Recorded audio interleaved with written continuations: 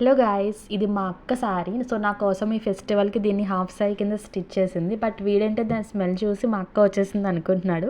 అందుకే అంత ఎగ్జైట్ అవుతున్నాడు అనమాట. ఫస్ట్ ఆఫ్ ఆల్ మీ అందరికీ happy Vinayaka Chaturthi. So get ready with me for this festival. అట్లాగే ఈ లుక్ నాకు ఎట్లా ఉందో కమెంట్ చేయండి.